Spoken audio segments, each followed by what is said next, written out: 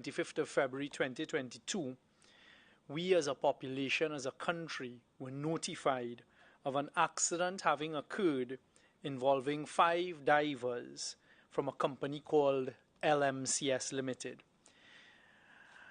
The accident occurred at the number 36 Sealine Riser on berth number 6 at Paria Fuel Trading Companies Limited offshore facilities at Paria. From what we know, an incident took place in a hyperbaric chamber owned by LMCS Limited at around 3 p.m. on that fateful day, that fateful Friday afternoon. What took place after that tragic accident that appears to have literally sucked 5 men involuntarily into a 30-inch subsea pipeline has affected all of our population. We as a country and as citizens have experienced many different emotions in just under the past 2 weeks. Unfortunately, 4 of our nationals, 4 of the divers, Mr. Kazim Ali, Mr. Yusuf Henry, Mr. Faisal Kurban, and Mr. Rishi Nagasa, did not survive this tragic accident. They tragically passed away, and we, the civic-minded citizens, who had at the time been hoping, praying, on the edge of our seats for their safe recovery and return, joined with their families and friends and colleagues in mourning for the unfortunate and tragic loss of these 4 lives. The 5th diver, Mr. Christopher Boudram, who was actually providing safety support in the event that help was required, thank God, managed to survive this tragic accident. I take the opportunity once again to wish Mr. Boudram well and to wish him a speedy recovery, as I'm certain that he would have had trauma and the continuing effects of trauma, as he has been negatively affected by this whole tragic accident. As we are all aware, I had a press conference as the Minister of Energy and Energy Industries on Monday, the 28th of February, where at the time I was very careful and continued to make a plea over and over in that press conference that we as a population avoid speculation, that we as a population allow those who are charged with the recovery of the 4 bodies to focus on their tasks at hand, and that we also gave the family, friends and colleagues of these 4 gentlemen the space so that they can go through their own emotions. Later that day, on the 28th of February, 3 of the 4 bodies were recovered.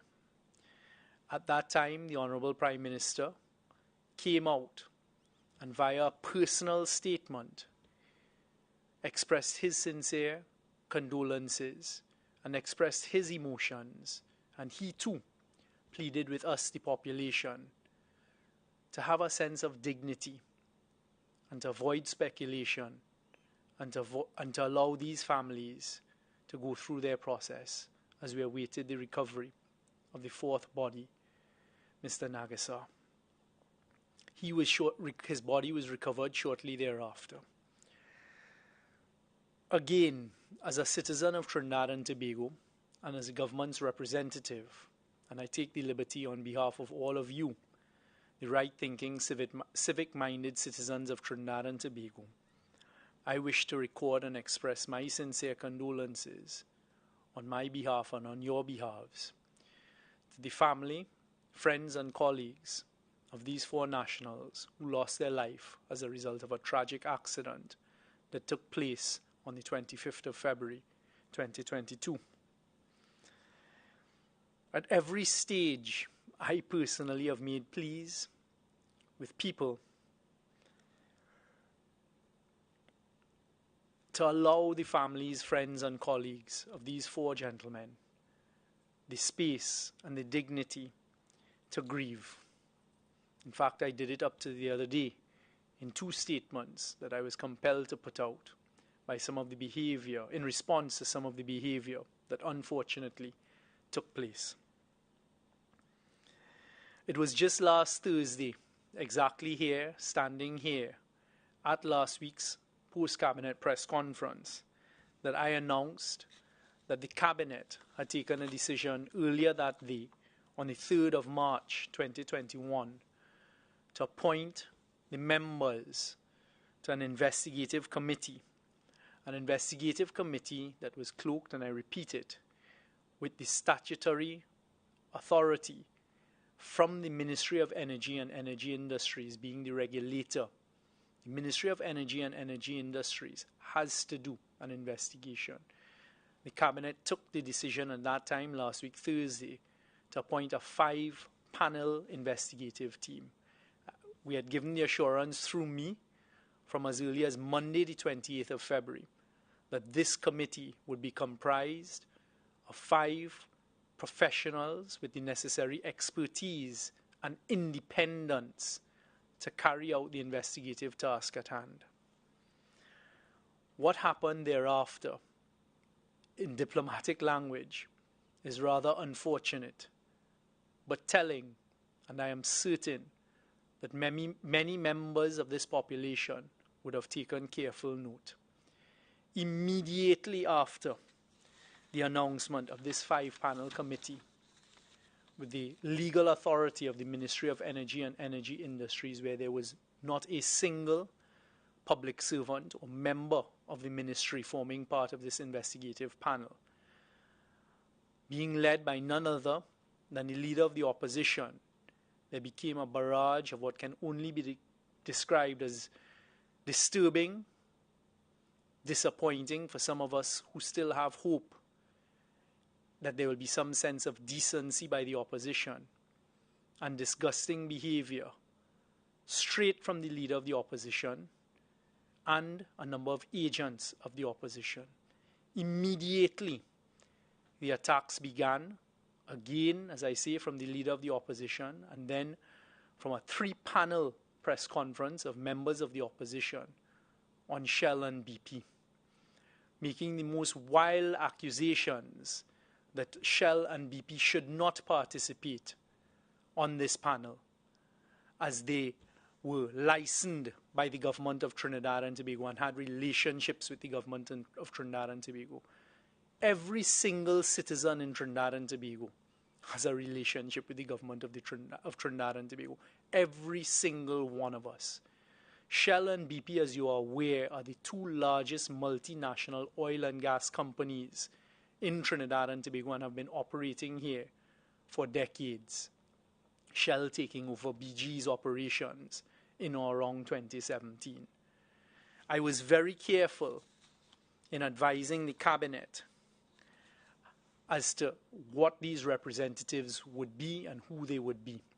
They would be representatives chosen by Shell and BP. I also said at the time they did not have to be constricted to being in Shell and BP's operations in Trinidad and Tobago. The choice of words of representatives of Shell and BP was to give them the broadest possible representation that they would choose, bringing their expertise as international oil and gas companies to this panel. I want to say that at all times, I personally was in contact with Shell and BP, and at all times, both Shell and BP remained prepared and committed to providing the resources to that committee.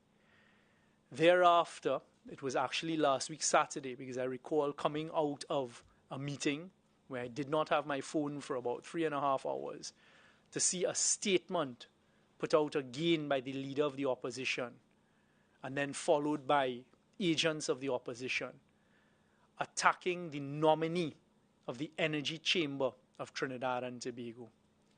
The Energy Chamber of Trinidad and Tobago was chosen as one of the contributors to this 5-man panel because they represent the energy sector in Trinidad and Tobago. I only had a conversation with them asking for a nominee and left it exactly there. It was on the 3rd of March, just before the Cabinet took its decision, that we received the nominee, Mr. Eugene Tier of the Energy Chamber. So Mr. Eugene Tier was announced on the 3rd of March, last week Thursday.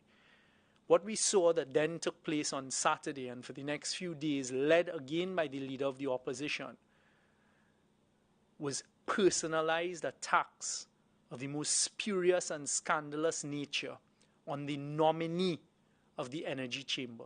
The Energy Chamber came out in defense of its nominee.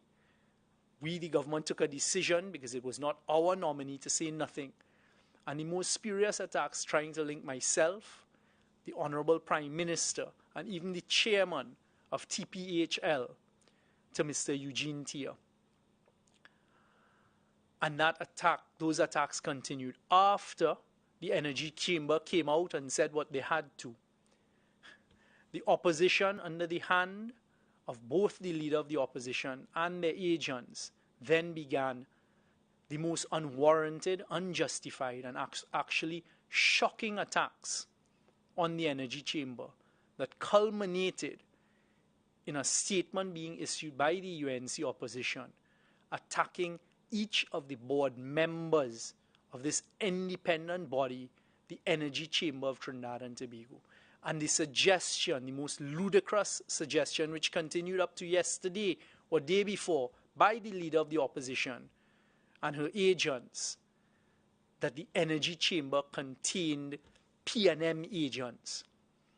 I reject that. It is condemned. As a citizen of Trinidad and Tobago, I hung my head in despair at the type of behavior I have seen over the last 7 days to attack two of the largest international multinational oil and gas companies, BP and Shell, and to suggest that they would do anything other than provide independent expertise when requested by the people of Trinidad and Tobago is shocking. The attacks that are unwarranted and unjustified on Mr. Tier, going so far as to say because I represented him in a case 8 years ago, which quite frankly I did not even recall, but as I say, he is the pure nominee of the Energy Chamber, and then the Leader of the Opposition on Monday of this week making the most ludicrous, absurd allegations that because he may be a property owner in a whole scheme of properties in Tobago where the Prime Minister also owns a property, and as a result of that they are neighbours. They are not neighbours, they are not physically neighbours. The Prime Minister does not live there, and it has nothing to do with that whatsoever. But take note, population, because what you saw was an attack on a civic-minded citizen who is prepared once again to give public service. He is the former past president of the Energy Chamber. He has had a decorated career in the energy sector. In fact, I had to negotiate against him when we came in 2015 or shortly thereafter, when he began to represent Massey's interests and we were dealing with the whole CGCL issue.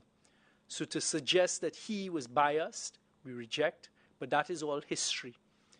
I took the time to outline some of this so that you, the population, would understand what led to the Prime Minister, the Honourable Prime Minister's decision that he announced to us a couple nights ago, when he took a decision because of the attempts to make a circus out of a most serious investigation.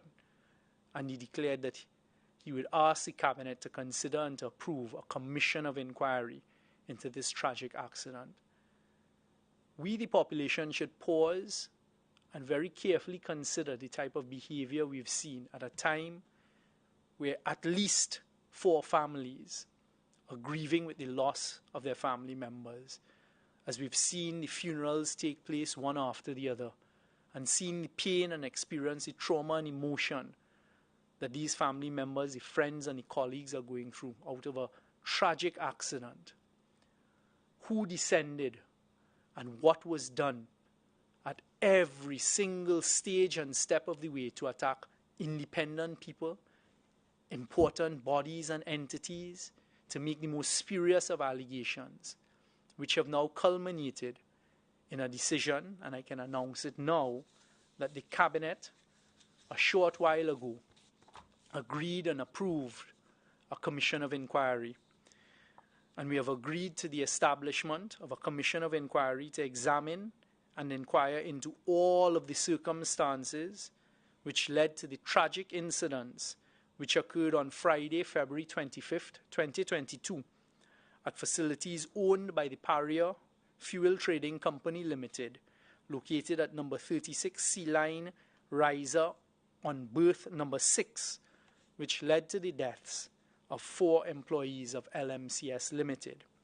And just before I move on to discuss the Commission of Enquiry and the further appointments, I'd like to take the opportunity, as a citizen who cares about this country very deeply, and as the current government representative charged with the responsibility for the Ministry of Energy, Energy Industries, to thank Mr. Shiv Sharma for accepting the call to duty to act as the chairman of that now scrapped investigative committee, as well as BP, Shell, and the Energy Chamber and its nominee, Mr. Eugene Tier, for accepting the call to duty and being prepared at every step of the way. I was having several conversations a day with the leadership of BP and Shell in Trinidad and Tobago as they worked out who would be the best representatives on this committee. I thank you all for being willing to give your service. Mr. Sharma, the Energy Chamber, BP, Shell, and Mr. Tia.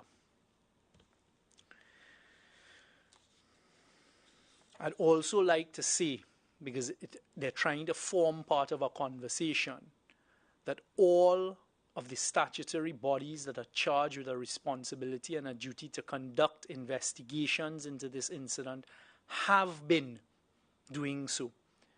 The suggestions that OSH, the Occupational Safety and Health Authority, are not doing their investigation is completely untrue. They actually had representatives participating very early o'clock from Friday, the 25th of February, and continuing throughout, and that then turned into the appropriate statutory OSH investigation. It has been taking place and will continue to take place until they deliver their report, as they should. The Trinidad and Tobago Police Service, also during the course of the recovery exercise, was very present, and they are conducting their investigation into the incident. There is also the opportunity, or the option, let me put it that way, for coroner's inquest in accordance with the law. So the attempts by the opposition to call for the DPP, the police, and where's OSH are hollow and really empty barrels making a lot of noise, because all of the investigations are taking place. All of the statutory investigations shall take place. The Ministry of Energy and Energy Industries, as I said, is the regulator and have a responsibility to do an investigation and to play a role. As you are aware, in less than 24 hours after the incident took place on Friday, I personally, as the Minister of Energy, Energy Industries, and as the representative of the government, made my way to Paria's facilities. As part of that, I also met with the family members and friends of the 4 divers and others. The permanent secretary, one of the permanent secretaries, and the director of petroleum operations from the Ministry of Energy, Energy Industries were very present on Sunday morning at Paria. And then the permanent secretaries, as well as staff from the Ministry of Energy and Energy Industries, continued to be in touch as part of the monitoring throughout the course of this operation. We will do our job in accordance with our statutory duties that the population can be assured of. And we will fulfill our statutory obligations and duties. On to the Commission of Enquiry. The Honourable Prime Minister announced, as I said, that he would be asking the Cabinet to approve a Commission of Enquiry, and we have done so today. The decisions, some of the decisions with respect to the establishment of this Commission of Enquiry. It is going to be a 3-man panel. The following persons will comprise the commission.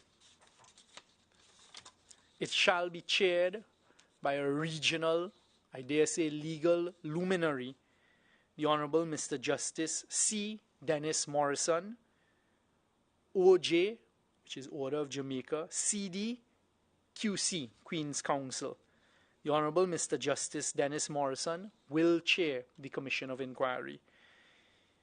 He will be assisted with another commissioner, Mr. Gregory Wilson, who is a subsea specialist.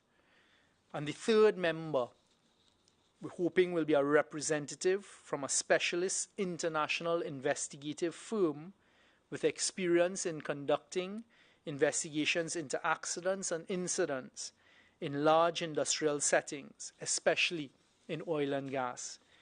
So we are seeking to locate an international investigator who has the necessary expertise and experience to be the third member of this panel in investigating incidents such as this, large industrial accidents, oil and gas accidents, and anything related to this.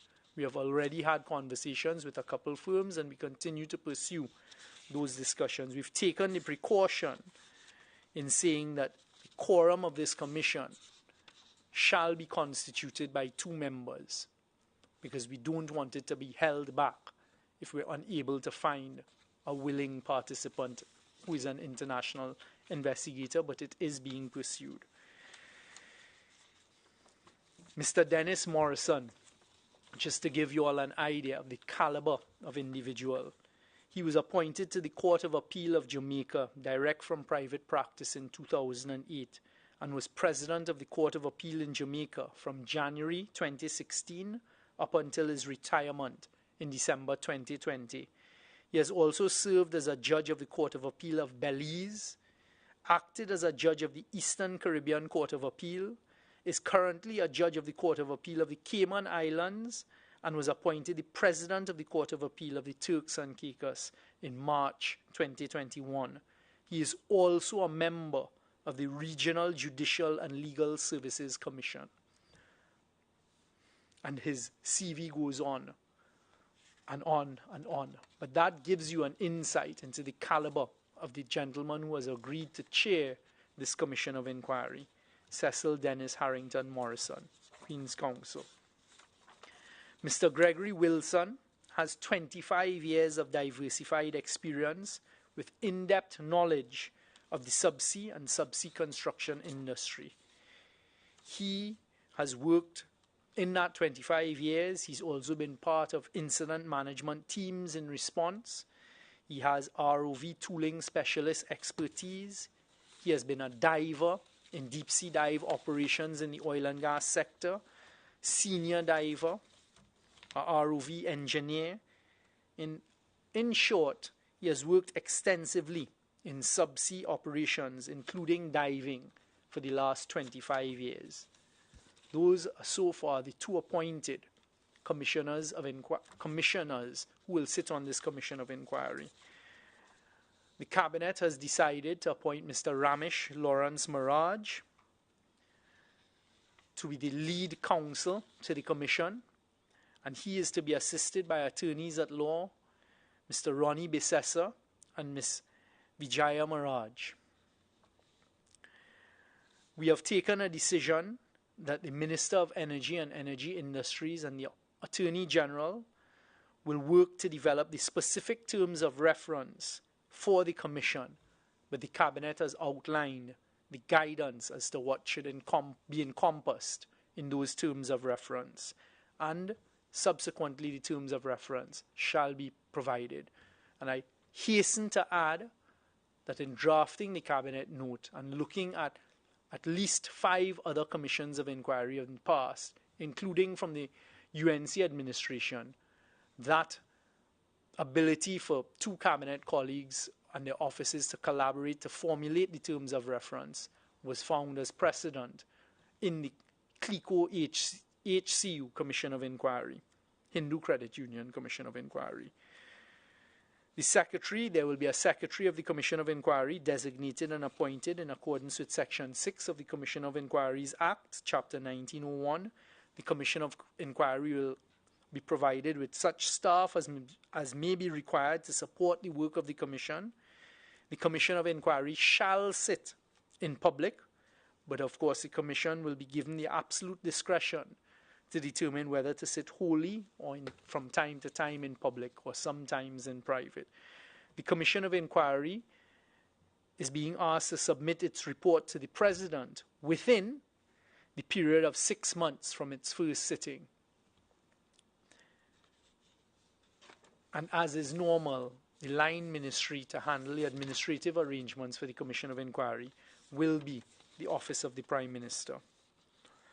It is proposed that the Commission of Enquiry should examine and inquire into the following, amongst other things. And as I said, these are just the guidelines, and the Office of the Attorney General and Ministry of Energy will then formulate the terms of reference within these parameters.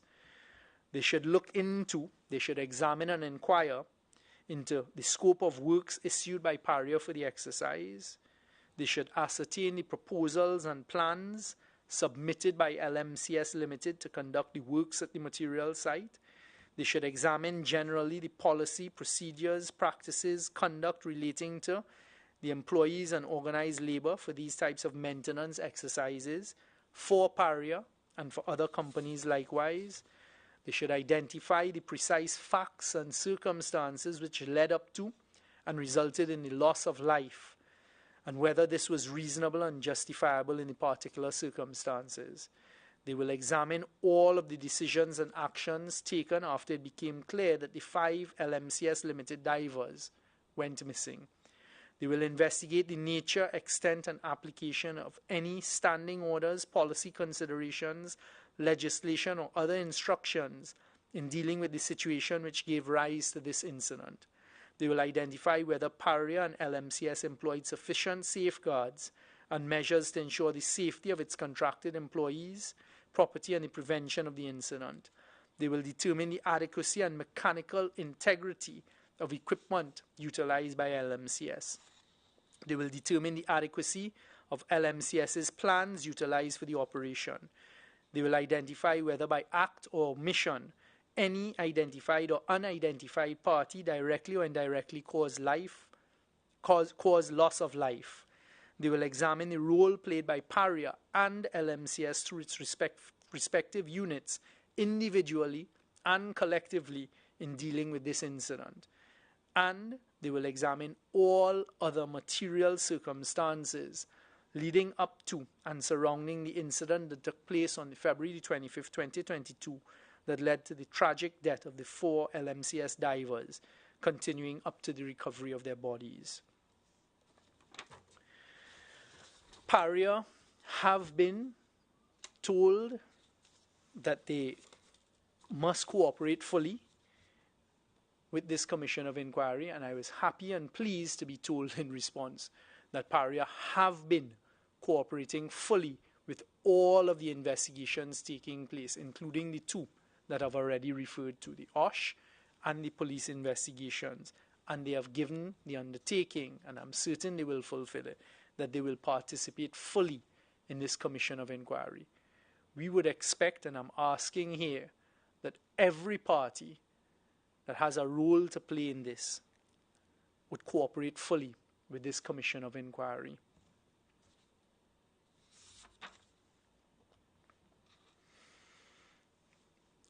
So those are the decisions that have been taken. You've been given the contextual and historical backdrop as to how we arrived here. The country will now proceed to await the appointment of the commissioners for them to take their oaths of office and for them to take charge of their proceedings, aided by able senior counsel for this Commission of Enquiry to take place. Thank you very much. I'll take some questions at this stage. Minister, I'm just wondering why, for example, the Commission of Enquiry had not been the first option as opposed to the investigations committee? I took the step of trying to go through step by step how this unfolded without getting into too much detail that persons would get lost in it. We have had many accidents in Trinidad and Tobago. In fact, I've seen the media reporting a number of accidents that have been unfortunate in the oil and gas industry in Trinidad and Tobago over time. The decision to go to a commission of inquiry must not be the first response. You have statutory bodies that are charged with the responsibility and the duty to conduct investigations. It was felt the Ministry of Energy is the regulator. Go and conduct an investigation utilizing experts, a panel of experts who have the necessary experience and, importantly, are independent to conduct that. I've heard it suggested that that committee would not have been able to call for evidence and call for persons. Not true, because once you're regulated by the Ministry of Energy and Energy Industries, you can ask for it. For example, one of the recent incidents we had in the energy sector, and I've seen the media reporting it recently, is the Naikwan explosion. Why not have a commission of inquiry? Because that's not the first response to these things. Unfortunately, it has evolved this way, and the Prime Minister and the Cabinet have taken a decision based on the interference with the national psyche and the allegations, the wild, speculative and disgusting allegations being thrown. Let us have a commission of inquiry. As we know, it will be held in public. Everyone can and anyone can be summoned to attend. I'm certain we, the population, will be able to look on a daily basis, see what is happening. Persons will now be subject to cross-examination, subject to having to provide evidence in a public sphere. And let us not forget, as the Prime Minister said very clearly on Tuesday night, there's a serious cost associated with a commission of inquiry. And the taxpayers, we the taxpayers, will have to bear that cost. Has anybody estimated what the cost would be in terms of very eminent persons and... The truth is, it is impossible at this stage to estimate the cost. These persons have been contacted. Thankfully, they've agreed to serve. The conversation will now proceed to that. But as I was telling the Prime Minister and colleagues, I, in private practice, participated in many a commission of inquiry. So I have seen from a first-hand experience how these things evolve during the passage of a commission of inquiry. I was there in the PRCO Commission, the UF Commission, the Hindu Credit Union, CLICO, CLF Commission, the Commission into the Independence of the Judiciary by Lord Mackay, and the Health Commission under Judge Gafur. Those are just some that I personally, and you just see how they evolve over time as you begin to gather evidence, as persons then start to take alternate positions and their lawyers get involved and persons take procedural points. It is impossible to predict at this stage. I mean, we wanted to, and you all would recall, there was a 45-day period that we had put for the investigative team under the Ministry of Energy to get the job done, so we could have brought closure and made sure that they provided the population with it. At all stages, I said it would have been made public. This is the route we've gone, so now we must just stand by and wait for them to get on with it. I mean, did the government relent too quickly? I'm seeing this, a phrase you use, the Prime Minister took a decision based on interference with the national psyche and the wild allegations thrown. Did the government relent too quickly? Not at all. I mean, we've seen, that's why I was careful at the outset to say this has been less than 2 weeks. We have seen how this tragic accident has consumed the population for 2 weeks. You have a decisive government, a decisive Prime Minister who took a decision, listen, we need to get on with this, listened to what is going on, and actually I saw a poll the other night that asked the population, do you agree with the Prime Minister's decision to go the route of a commission of inquiry? And 79% of those who participated agreed that this was the way to go. So it's not about letting it drag on and allowing people to, I was tempted to say bray, to continue to interfere with our psyche. A commission of inquiry has been appointed. A commission of inquiry is a decisive decision. Let's get on with it now. And the question would be the 6 months. Last time we were speaking, you had said that the 45-day for the other committee would have been an outside limit. I was very careful in reading the language. It's within 6 months. So if they can complete within 6 months of the first sitting, I will tell you, I will caution you based on my experience, I have also been in commissions of inquiry where I have seen the governments, previous governments, have to go for extensions of time. The Coleman Commission comes to mind. I am certain if you go back and check, there were at least 2 extensions of that Coleman Commission. But we have asked in these parameters it be completed within 6 months of the first sitting. Let's see how it goes. When will the first sit? Oh no. That will have to, as I told the commissioners, that will be dependent on them. The government has done its part. We must provide the resources now. The commissioners must get together and they will direct the course. I'm sure they will have procedural hearings. They will have to say the rules that apply. They will have to decide who are the, what we call the primary parties, give them opportunities to put in submissions. The lawyers will get involved, etc. In light of your recollection, Minister, in terms of past commissions of inquiries, in terms of what happens when they submit their report, you've seen what happened in the past, but could you give a sense to the population in terms of this inquiry? When the commissioners give their report to the cabinet, what would then happen, or what could happen after? I don't want to prejudge it, Jules. I don't want to speculate at this stage. My recollection, and I could be wrong here, is in the last 7 months of government, I think it is only 1 report of a commission of inquiry that was received by this government. That was the Coleman report, and we were given very clear advice by the Director of Public Prosecutions, which the Prime Minister actually made a statement in Parliament about, not to make the report public because they were continuing police investigations, and the DPP was handling that. So we were asked not to do anything with that one at that stage. It is really up to the government at the time when they receive it and what they do. I do know, for example, with the UF Commission, certain parts of recommendations were implemented, but I don't want to speculate. I certainly don't want to be premature in what will happen with this report.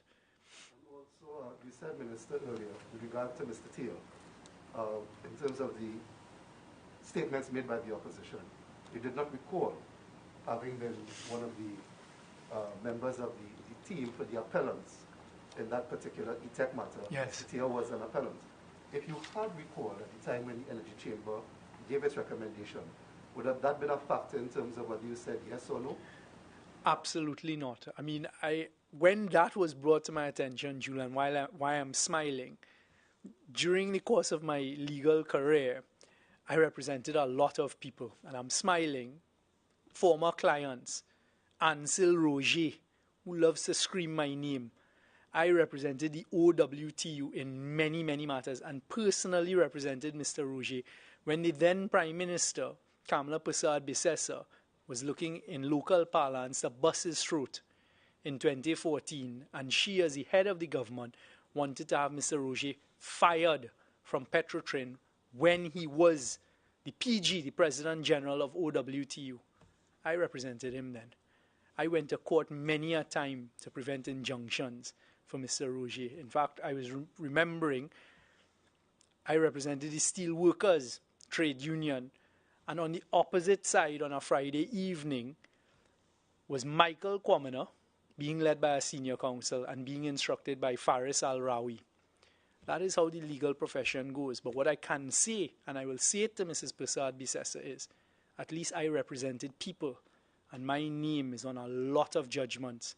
In the Industrial Court, the Privy Council, the Court of Appeal, and the High Court. Can't recall seeing her name on very many. Taryn Brown Campbell from TTT News. Regarding the third commissioner, how soon do you all anticipate that to proceed? As soon as possible, but that is why we said that if it has to proceed with the 2 commissioners, then it will do so, and if we find an international firm that's willing to provide the support to those commissioners, then that's also going to be an option. But we are working assiduously to get an international investigator to agree, and I hope that we will be able to do so. How far afield are you all looking for this international investigator? As far as possible. Basically, the commissioners are all not citizens of Trinidad and Tobago. Mr. Wilson is a citizen of Trinidad and Tobago. My clarification on that. Yes. Also, as well, Minister, in terms of the incident itself and Paria, in case you have citizens that did not hear before previously, have you received a report preliminary or otherwise from Paria, 1 and 2, as the incident, the tragedy caused Paria to revisit its operations across the board? At the time, during the course of these incidents, I was receiving reports from Paria. Since the conclusion, I have not received an official report from Paria, meaning in writing, but there are investigations taking place. They have to do what they have to do. As I said, that part of the ministry's regulatory duty, we will make certain requests, etc. With respect to the second part of your question, the answer is yes. In fact, just after Cabinet today, I spoke to the chairman of Trinidad Petroleum Holdings Limited to get an answer to exactly that question, to make sure that they have been doing a review of what went wrong, what went right, and going through that whole process of an analysis of it. So if there's anything that they need to do, it be done. Any similar type of work is taking place? Not as far as I am aware, but I am not aware of what is going on with all of the pipelines in Trinidad and Tobago.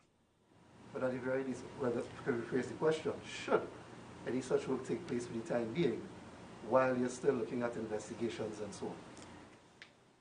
Throughout Paria's operations, I see no reason why not, once it is that they have been given the go-ahead at the particular berth, that berth number 6.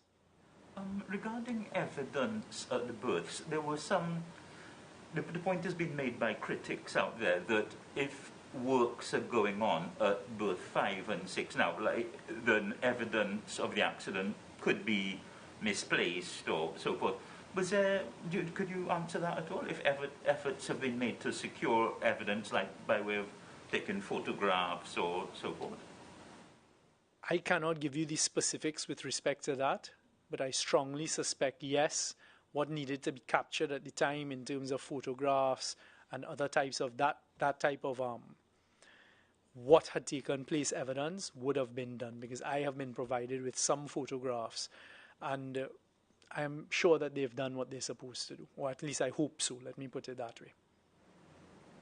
And they would be the Paria itself? Well, as I say, I know OSH were there as well. I know whoever was charged with the responsibility of investigating.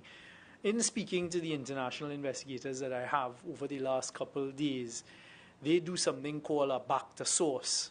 That is how they look at their investigation. So they really retrace and retract and go through an analysis on a step-by-step basis of what could have taken place, what is likely to have taken place, and they have that whole set of policies and procedures, which is why, quite frankly, we had asked for representation from BP and Shell, because I know that they have done a number of investigations in their worldwide operations, and that they know how to conduct these things.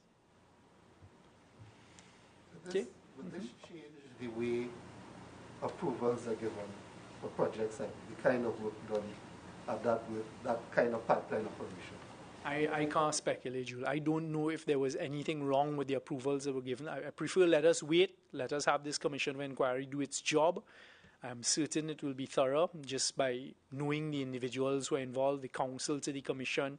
As I say, when you all go and search Mr. Dennis Morrison, you will see the wide expanse of experience. In fact, I was looking at it, he started to practice the year I was born. And these types of things. He is a very, very sharp legal mind with a lot of experience. And Mr. Wilson brings over 25 years in this whole subsea world in oil and gas. So let's wait for them to do their jobs. Is that it? Yeah? Related questions, if you yeah.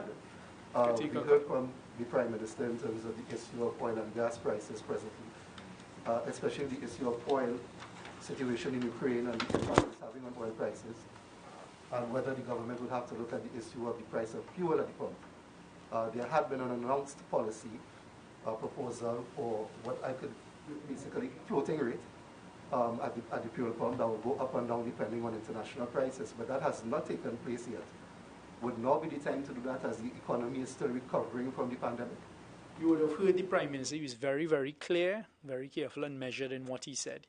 He alerted us to the population as to what are the potential subsidies that can come about as a result of the rising oil prices, which then influence the fuel prices. It is very volatile right now. At the time when we were having this conversation earlier in the week, there was speculation of oil going to $150 a barrel, and people were saying, look, we're going to, and it could be maintained. I had a specific conversation about that, for example, with the Minister of Finance. It has come back down to about $112, $115 in a matter of a few hours, right? Less than 72 hours. What the Prime Minister has tasked and Ministry of Finance is working with the Ministry of Energy to do is to look at it, to look at the various options. You heard the Prime Minister refer to some of them. If oil is at a certain price, $100, $95, these are the prices at the pump. It would be without subsidy. This is how much his subsidy would be. So we're looking at it. The legislation is in place for fuel liberalization. The Prime Minister was also very clear from my listening to him to say the government will work out what burden the taxpayers can carry at this time and come back to the population on it. So I got from that there was not there certainly has been no decision as yet, but there wasn't an intention as articulated by Prime Minister that we will just go complete liberalization. But he has tasked the Minister of Finance and myself to look at it and to make recommendations to Cabinet, which is what we're doing. Also, we heard from the Prime Minister his position, well, his statement on CNG in the context of the government's pursuit of electric vehicles, electric buses, and so on. What then is the position with regard to the CNG network? Will there be any continued expansion? Will it be rolled back? Because the Prime Minister's statement was very definitive. Correct. But it was not new. It wasn't the first time. I, as the Minister of Energy, have been saying that over the last 6 to 9 months. We recognize, and I said it clearly, I think it was at just after we launched a pre-sale gas station that have a number of CNG pumps, and I've repeated it on a number of panel discussions. We're realistic. CNG did not take off in the direction that the previous governments wanted and expected. The technology has changed. This government announced in the budget of last year that there will be no import taxes, etc., VAT, etc., on the importation of electric vehicles. The world is moving in that direction. There's actually a global shortage of electric vehicles right now. But it is because the technology has changed. 5 years ago, an electric vehicle, it was difficult to charge, and there's a lot of complication in the charging. Now you literally have a plug, like a plug for a dryer. You can have a home charging port, charge your electric vehicle. So technology is speeding up. The Prime Minister has mandated that we get electric buses in. We have taken a decision in our global decarbonization commitment to reduce carbon emissions by 30% out of transportation. So we're going to the public transport. So these things are very fluid. We are not going to get rid of the CNG infrastructure. Persons who have gone down that road, we've said it very clearly, we may not expand it apart from Tobago. I was having that discussion with the Tobagonians previously. They may need a CNG specific facility or facilities there, but we are not going to be getting into any expansion. We're focusing now on electric vehicles. We're looking at, out of the Ministry of Energy, putting down more public electric vehicle charging ports in strategic locations across Trinidad and Tobago, and trying to push the country along that way for us to move more to electric vehicles. Any update on the refinery? The refinery, we have gotten in, as I had said previously, the 4 proposals from four companies. Those were reviewed. They were discussed with the Minister of Finance and myself. Decisions were taken. They had certain requests for extensions of time and to come and visit. Some of them wanted to visit the refinery because we said, understand the mandate is to restart the refinery. And we're only going to take seriously an entity that comes with a proper proposal to restart the refinery. And we're focused on that, so that process continues. And I believe from what I saw recently from those who are doing the interaction, including with the international consultants, I think they expect that to close off in early April. And at that point, after that? Yeah. Well, let's wait. Again, you know me by now, I am not speculating. So let's wait and see what comes in, and if there's something feasible, let's pursue it. So, yeah, yes, sure. Taking the opportunity, of course. The talks right now, what we've seen reported internationally between officials of the U.S. government, the government of Venezuela, in terms of potential easing of sanctions, all again as a result of the Russia-Ukraine situation, the war, the invasion there by Russia and so on. Could that, depending on the outcome of those talks, have any particular benefit to Trinidad and Tobago in terms of oil or gas? I smile because I'm thinking of the conversations that the Honorable Prime Minister and myself have from time to time.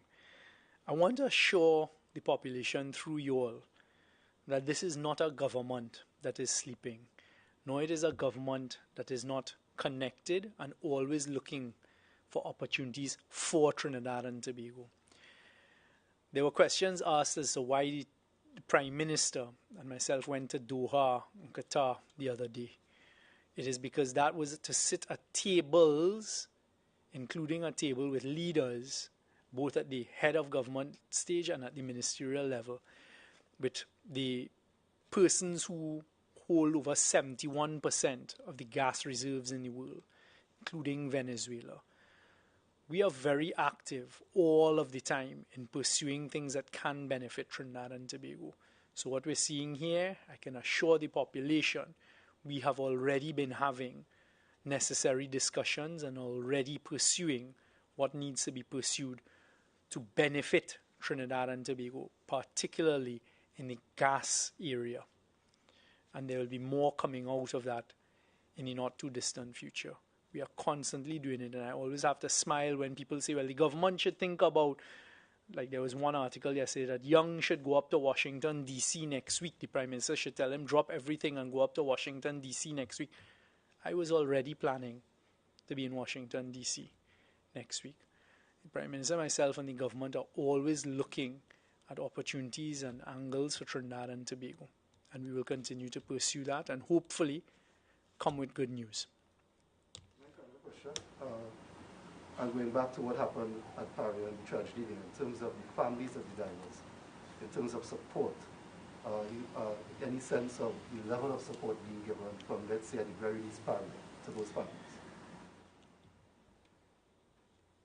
Paria, from that Saturday, when I went to the Paria facilities and told the Paria management, make sure and reach out to give the support. As I said, there's a firm of counselors right there. I think I read out one of these press conferences it was in Parliament, in answer to a question last week, Friday, that there was another consultant, Mr. Hanif Benjamin, a trauma expert, was also retained. So I know Paria has made those reach outs, if I can use such a phrase, to the family and stuff. But as I said previously, it really is up to them as to whether they would receive it. And I don't want to go any further than that.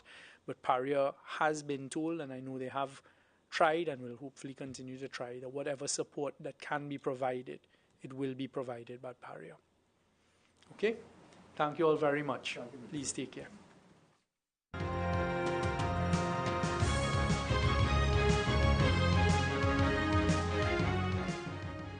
TTT News, delivering more news more often to more people. Follow us on social media at TTT Live Online. Log on to www.ttt.live.